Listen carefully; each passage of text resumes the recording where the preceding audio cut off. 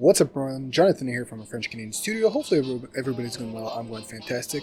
Well, another quarantine week came and went, and believe me, I was very busy this week testing out new skills that I haven't tried before and doing some simple projects we'll see at the beginning, but you'll see at the end there, as you can see in the thumbnail, the very cool looking med kit, which I'll talk about once we get there. But before I do so, of course, I would implore you, or really it would like if you would go support me everywhere, French Canadian Studio, FRCan Studio on Twitter, and pretty much French Canadian Studio everywhere else on Instagram, ArtStation, and of course on patreon.com/French Canadian Studio, where you can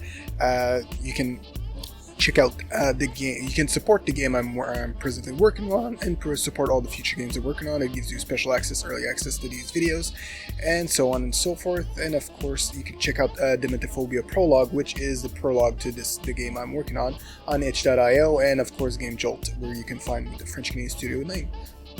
Alright, so let's get started with the assets that I've done this week for this devlog.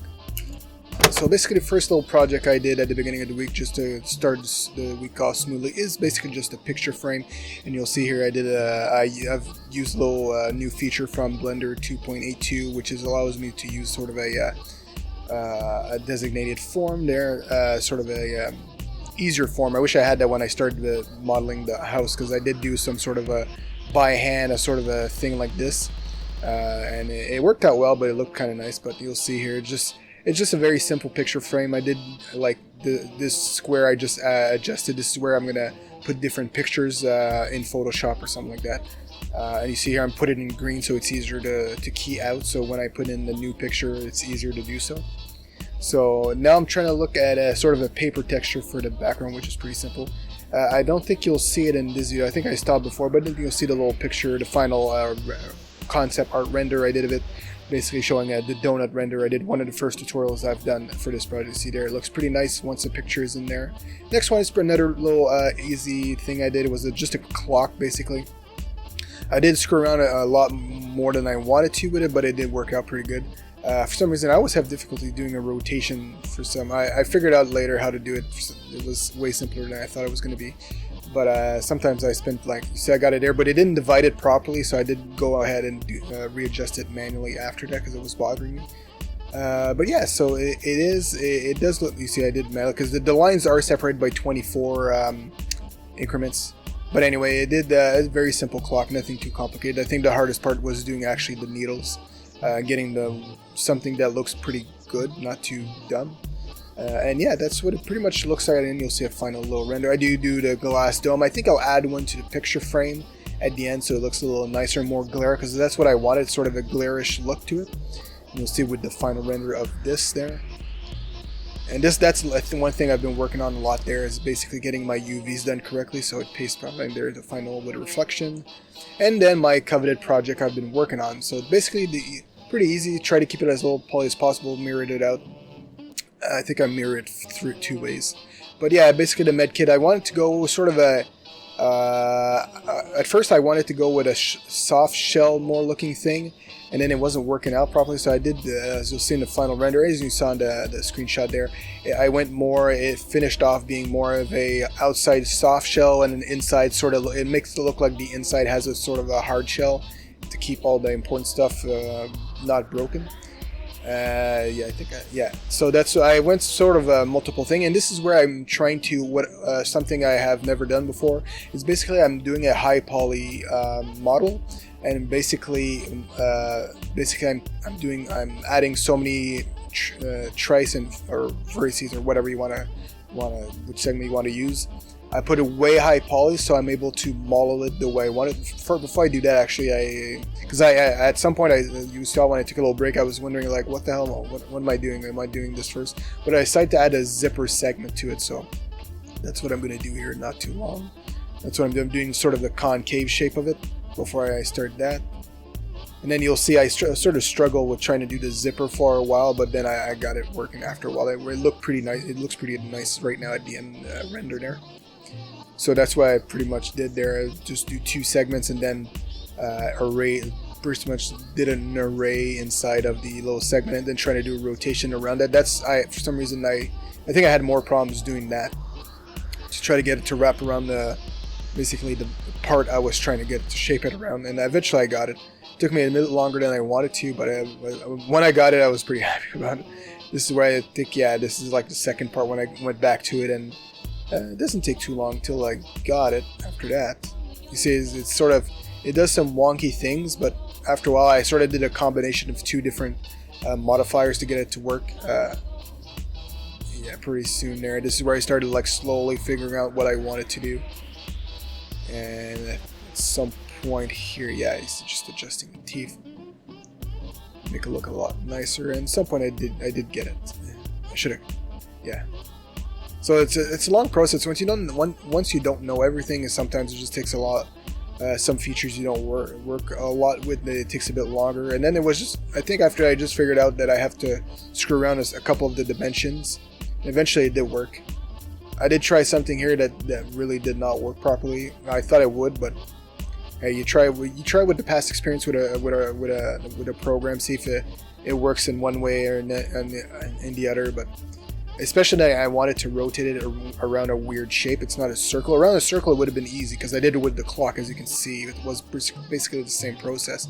But for some reason here, since it's like a rectangular shape, you see here, this is where I started getting what I wanted, and then I had to adjust according to the form of the shape. I think that's where I readjusted the center. I think what helped me out is I readjusted the center point of the zipper.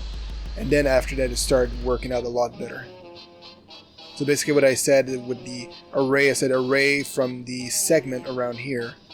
And this is where, yeah, this is where it starts getting shape. And then this is where you get the eureka moment, is you start seeing what's happening. And this is where I figured out that my center point needed to be here and not like in the center of the part. And you see this is where it wraps on. It's like, oh, it worked. And then I just had to readjust how much like increments between each of them. Because it didn't look kind of weird. You see there, I got it. Now this is where the part I start having fun. I'm starting to, I wanted to add little bumps like it was going in there, like the handle was going in it. You'll see in the final render how it looks there. But this is where I start messing around with a new feature. Well, first I try to model from here, and it was just acting really weird. It was doing this weird stuff, and I wanted to do like small creases in the end. And then Blender has a new feature in the experimental version or the alpha version, which I downloaded after that because I really wanted to work properly. Because this was giving me somewhat the result I was looking for, but then I went with the newer Blender. I went with the alpha version of Blender to give me more. They have an experimental feature with it's cloth simulation, so you can sculpt basically the 3D model with a sort of like this, but with a brush. This is why I think I started down because I was starting to screw around with like different alpha brush, and they weren't working properly. They were just like not giving me what I wanted. So I load up. That's where I should have. Yeah. This is where I started screwing around with it. Then it was just finicking with the settings a bit more than to get the result, because I wanted like a sort of it looked like a soft, like, see someone. Then it's readjusting the segments so they're more equal, but then it's really readjusting, so I just get a slight, yeah, this is where I start getting, like, I just want a slight thing going on, and then I soften it up with another brush to make it look less weird. I do get it at some point. You see now I started to get it nice and slowly. Looks kind of harsh right now, but after that I soften it up so to make it look like it's more just like rubbing against a hard surface on the inside. This is where I start softening it up a bit more so it looks a little bit more realistic. And I'm really happy with it. It really turned out. I think you see it here, I'm looking at it for like literally like 5 minutes looking at it because I was so happy with the way it looked. And then after that I do a technique, what's called, once I get this all done, I do a technique where I think people that know more modeling will understand, or game development will know, and I'm pretty new to this, but I basically, what I'm doing is I'm baking the normals onto my low poly, so instead of having like on the one I just modeled with the brush, you see this where so it's easier to texture after. So basically what I'm doing here, yeah, this is where I try to remember how to bake. Good old Blender Guru, definitely go check him out if you're new to Blender. So yeah, this is where I do the same thing. So basically the high poly model I had too many. It has too many faces or trace or whatever. It had like 200,000, but the low poly only has 10,000. So basically you bake the modeling you did. This is why I think I was looking for another asset to get it that more, I wanted a more,